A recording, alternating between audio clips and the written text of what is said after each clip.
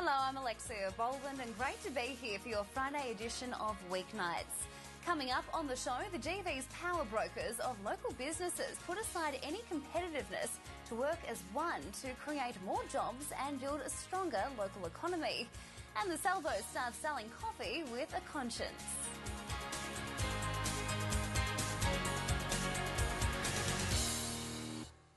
And also ahead, our sports guy, Peter Cardamone, with his tips for all of your local footy action this weekend.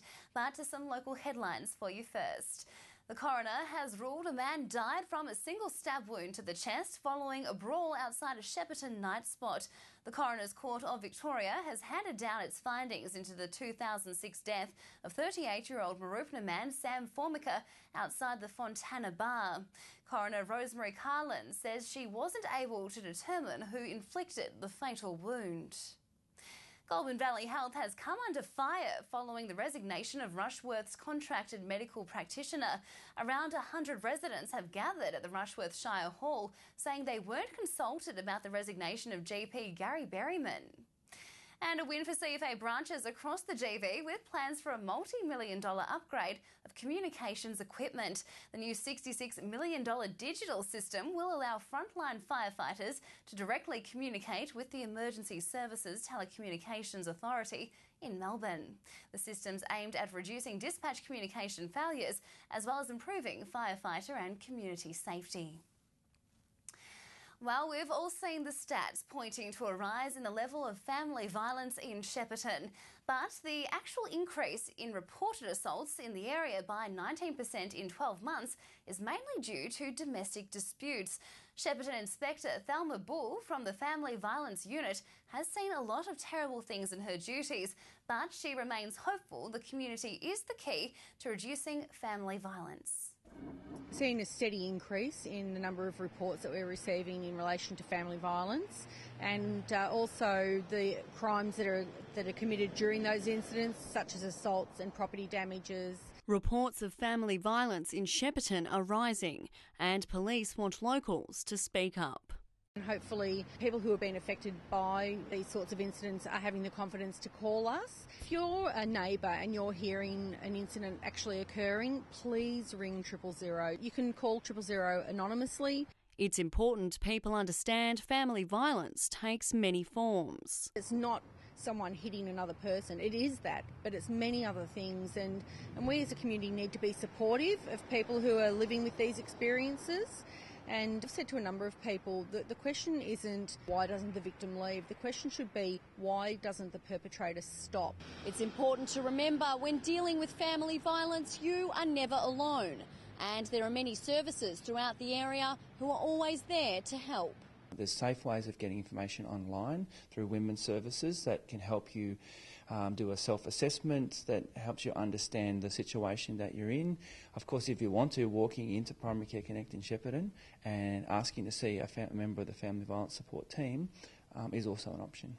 Primary Care Connect offer family violence counselling and other options like refuge and legal support. But to end family violence, everybody needs to take a stand. It's a challenge to everybody in the community that violence and violent conversations, violent talk, violent jokes, controlling behaviour is not acceptable. And it's all about making people safer, and we don't want people living in fear in their own homes and children growing up being exposed to family violence. The most important step in ending family violence is speaking up. There's lots of support services, and we're here also, so if you're experiencing family violence, please contact someone. Penelope Lish reporting there. Well, if there's one thing all GV business owners can agree on, and that's the desire to ensure there's a strong local economy to guarantee plenty of work for everyone. This week saw the launch of the Committee for Greater Shepparton, where market competitiveness is put aside to focus on the common goal of a positive future. Ashley Gardner reports. It started when people recognised a number of issues affecting Shepparton, whether it be drought or other economic or community or climate. and people are concerned about the future of the region. It's a committee that will strive to see better outcomes for Greater Shepparton.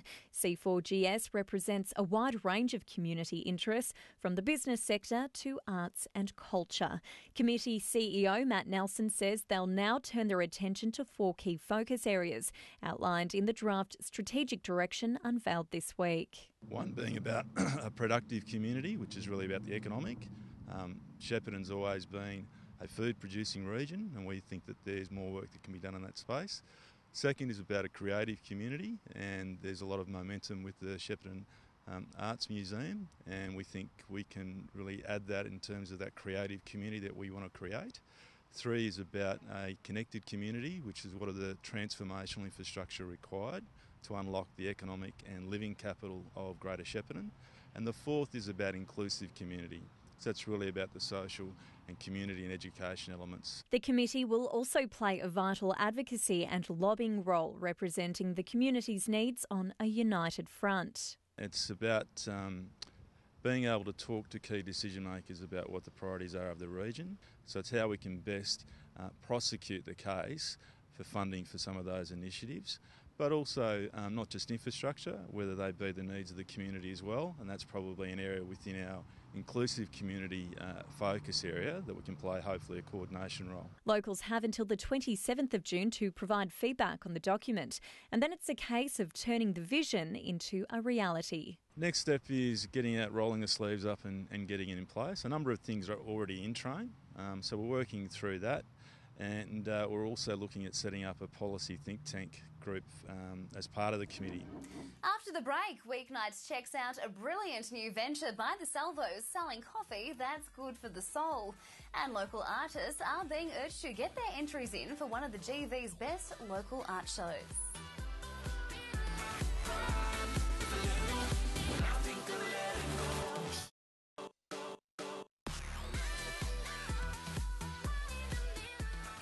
To some more local headlines for you now.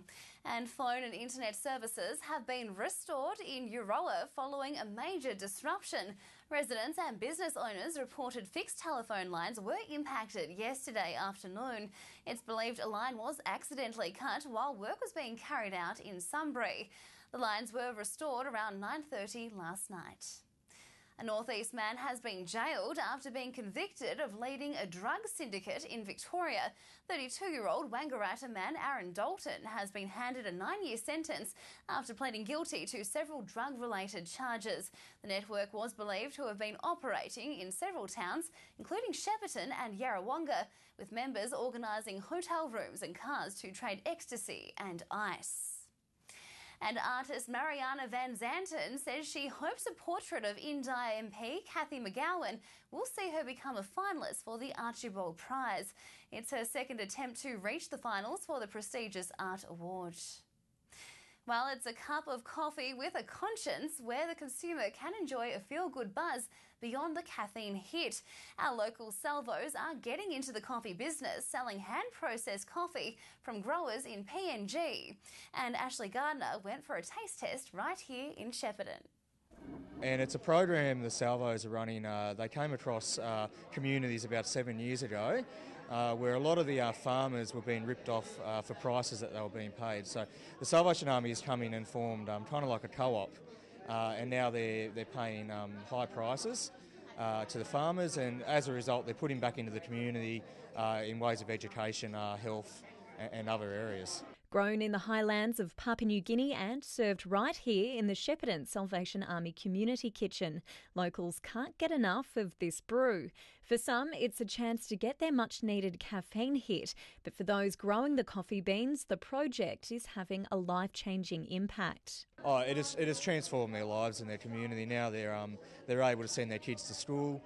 Health is not an issue now. They're able to afford basic health care, and basically, I think kids are even getting close to university and things like that. So it's really changing and transforming lives of farmers, but also whole communities in Papua New Guinea. And when it comes to the price of this cup of coffee, the Salvation Army has kept costs down. We only charge $1 a cup, so that's very cheap. The main reason is we want people, especially people from a lower socio-economic background, to be able to afford a good cup of coffee, and But as a result of that money, we can buy our coffee and it can go back to supporting the programs in Papua New Guinea. The producers in Papua New Guinea also use very organic methods of farming. Because the coffee is grown in rich volcanic soils, there's no need for chemical fertilisers or pesticides.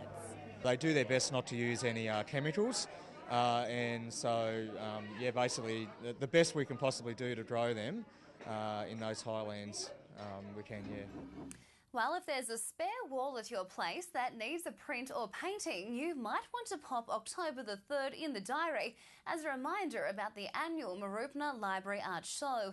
Entries are also open now for artists to submit their works, as Penelope Leish reports. We've got a vibrant art community in Marupna and Shepparton, and we need to celebrate that. We've got tough times and we've got artists that can bring a bit of joy. That's great.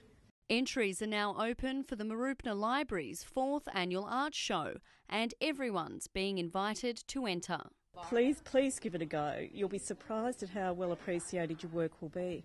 Artists can enter up to 3 works which will be shown and available for sale, with 20% commission going to the library. So we get to buy lovely new things so that the people that have purchased have then got new books to read and new shelves to enjoy. There are plenty of prizes up for grabs and categories to suit everyone.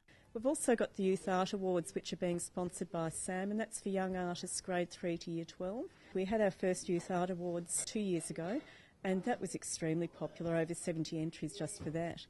We had over 150 pieces from adults that year as well, so we want to get even bigger than that. The annual art show is the Marupna Library's major fundraiser, and they're encouraging everybody to come along.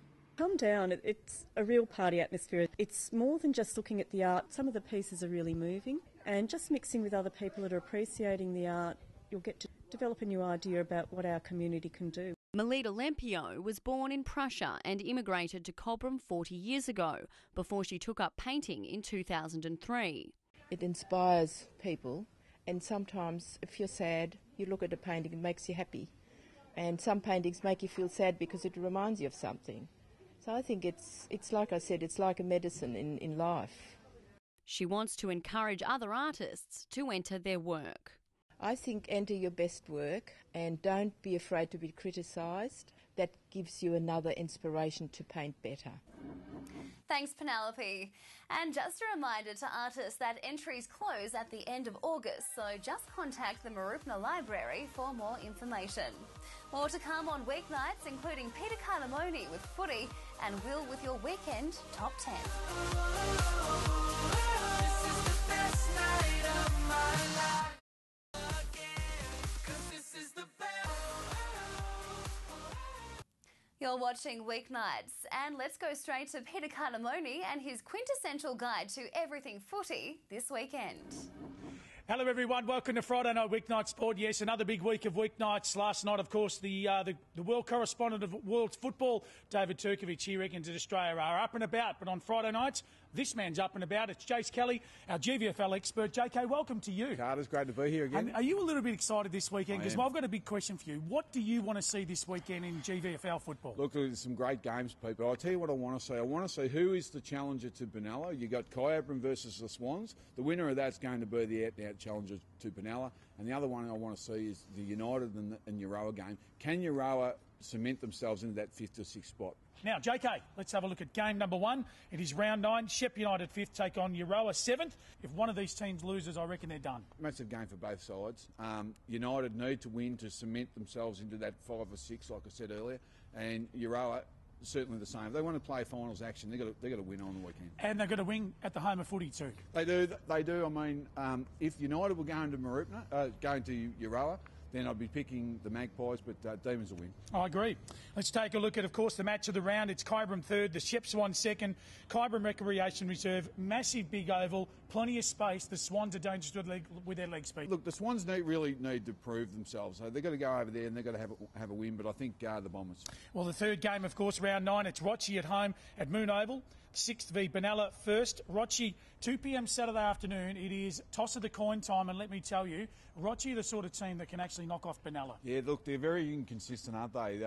They haven't been great at home this year, but look, they'll be smarting from a loss 2 weeks ago at home. They want to put on a good show for their supporters, but Benalla will be too strong. Well, what about the town of Mooroopna? 8th V take on Seymour 11th at Mooroopna Recreation Reserve, 2 p.m. Saturday afternoon. If Mooroopna want to play finals, they just need to win, and they should win against Seymour. Well, they should. Look, at Seymour were pretty good last week, but at the end of the day, they couldn't get over the line. I've got to say, though, Pete, I did say last week that Seymour were a one-man band with Saad Saad, but there's another kid that's been going, has been flying, and that's Jason Cole. You wouldn't have got an SMS for anyone, would you? I did get an SMS from a good Seymour friend last week after I'd pumped up Saad Saad, so I've got to apologise to Jason, and I'm sure he'll be very happy that he's doing a great job. He was best man on the ground last week. Let's take a look at Tatura, their 4th take on the Bears, 12th Tatura Showgrounds, 2 p.m. Saturday afternoon. It is game number 5, round 9.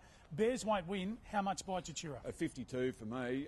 They are pretty much unbeatable over there. They've got a real fortress over there at Tatura, and they'll be too strong. And in the final game, of course, it is Echuca Knights, Mansfield 10th. Really what they're playing for, who organises their footy trip first. Victoria Park, 2 p.m. Saturday afternoon. Look, at the start of the year, I wouldn't think I would say this, but I'm picking the Murray Bombers. I reckon they'll beat Mansfield. Mansfield are they're in a bad place. Well, let's have a look at your selections and mine, JK, for round 9 of GVFL football. Okay, United will win by 18. Kyabram will defeat the Swans by 22. Benalla will be too strong for Rochester by 28. Mooroopna by 2 in a close one against the Lions. Tatura by 52, and Echuca will get home by 11 points. Well, JK, before we touch on anything else with my selections, I'd like to pay tribute to Tony Matera, one of the great men from Shep United Football Club. Yeah, look, he was involved in the club when I first got to the footy club as president. He was a tireless worker for the committee, and also with a raffle down at the Aussie every Friday night. He did that for many, many years, and our thoughts and sympathies go out to his family. Well, on that note, JK, I am going for the D's to pay tribute to Tony. They'll win by 34 points. The Swannies by 15, Benalla by 11, Mooroopna in a close one by 8, Tatura over the Bears by 41, and I reckon the Echuca Murray Bombers, they're up and about. They'll win by 4. Always good to have you on Weeknights, JK. Thanks, Pete. Now, just before I let you go, a big night coming up this Monday night too, by the way. Let's take a look at a goods and services auction for a very good sporting family locally. It's all about Fix the Ford Fund, the goods and services auction this Monday night, the 23rd of June. It's for the young family. Of course, Terry and the great sporting family that they are. At 6 p.m, sharp, over 30 items with door prizes and raffles. Varong Vittles, corner of O'Brien and McLennan Street in Mooroopna. So on this Friday night, everyone, you've got our tips. Who's going to win this weekend? I might see you at the local footy. More importantly, I'll see you Monday night on this very, very chilly Friday night. It is now back to you in the studio. Thanks, Carters. We'll see you Monday to see if those tips were on the money. Time now to check in with Will for this weekend's top 10 things to do. Yeah, winter is here. Certainly a snap in the air, a little bit foggy, but still plenty to do across the weekend. And as featured at weeknights.com.au, I'm back to count down the top 10 things to do this weekend. If you're quick, the Emerald Bank Wool Shed, hosting 50 years of the Rotary in Mooroopna.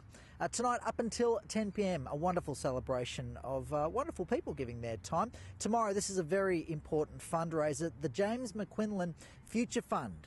It's a fundraising luncheon from 11 a.m. at the Yarrawonga Footy Netty Club rooms there. That's on Burleigh Road. Get behind that event. Paul from Rushy will be on location at his work, Natrad, 20 Campbell Street in Shepparton, taking donations, the battery kind, for 3SRFM's Give Me 5 for Kids appeal. We've already banked well over $25,000 worth for this year's appeal, so we'll look forward to that. Girls, you can let your hair down. St George's Primary School Hall in Shepparton tomorrow afternoon from 2. One for the underages, the Cobram Civic Centre tomorrow hosting Bring the Bounce from 5 p.m. Tomorrow, 5 p.m, Wesley Hall in Maud Street will be rocking Refugee Week. The East Bank Centre from 8 p.m. hosting the GV Concert Orchestra's annual concert event. That's a good one. Across the Causeway at 8, the Westside Performing Arts Centre hosting the Kings of Country, a great tribute band. They're out of the US. On Sunday, the Shepparton Runners Club host their free time trials at Princess Park from 7 o'clock, so you can get your legs pumping and test yourself. The Aroa Miniature Railway on the corner of Turnbull and Hunter Streets with $2 a ride from 11 till 3. Weeknights website will give you the full info on those events, plus a whole stack more. You can even get your own in online, so we can give you a little bit of a plug for your event as well. All the best heading into a somewhat cold weekend across the valleys. Will, thank you. And after the break, we'll see if the weather is going to be kind to any of those outdoor events. Your weekend forecast is next on Weeknights. Like me.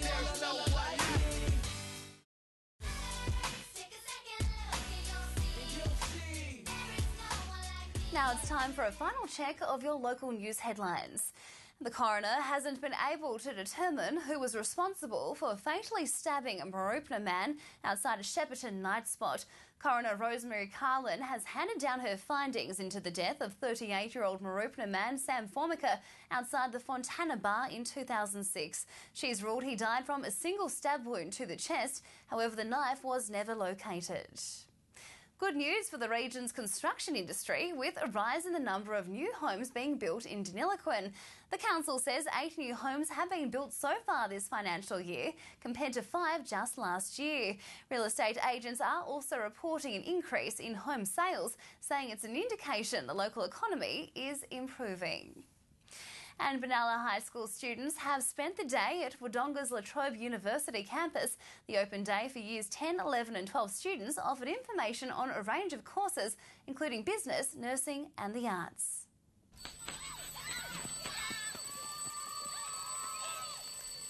Hi, my name is Jamie. I'm in Year 3 from Sherman East Primary School. I'm today's Weather Whiz kid and here's the weather. On the national satellite image, there's a trough over central Victoria and it is generating isolated light showers across parts of the state. It was a cool and wet end to the week right across the state because of that cloud cover and showers. We saw just 14 degrees today in Shepparton and in Albury, while Bendigo got to 13 degrees. It was 16 today in Melbourne too. Denny managed to stay mostly fine with 16 also today's top. Showers and 15 degrees for Echuca, Moama and Kyabram, while Benalla managed 14 with Seymour slightly cooler. And these showers are set to linger into the weekend, with Shepparton again expecting a top of just 13 tomorrow. It will be even cooler in Albury, heading for 12 degrees. Bendigo also expecting 13, with 15 the top if you're making the trip down to Melbourne for the weekend. It is looking like a damp 15 on the way for Denny, with 14 expected at Echuca. Kai is also reaching 13 degrees, a wet 12 degrees for Seymour and the Rose City. Tomorrow morning, the sunrise is expected bang on 7:30. We'll then see it set at around 10 minutes past 5 tomorrow evening. And looking ahead to the rest of the weekend and into next week, it's staying pretty wet into Sunday. 13's expected in Shepparton, with 14 forecast in Benalla. 14 also the top for Echuca, where it'll be pretty overcast, while down in the capital, 16 degrees is again expected. It's then a wet and windy start to next week, with 13 expected in Shep, 12 degrees for Benalla and 14 on the way in Echuca. That was the weather, and I'd like to say hello to my mum and dad and my brothers Harry and Archie. Well, that's all from Weeknights this week. Of course, you can stay in touch with everything GV via our Facebook and Twitter. Just let us know if there's an issue or an event coming up that you think Weeknights can help with. On Monday, we'll bring you details on how our GV school principals are adopting more understanding of Aboriginal culture in their teaching. But for now, I'm Alexia Boland. The project is up next. Have a great weekend.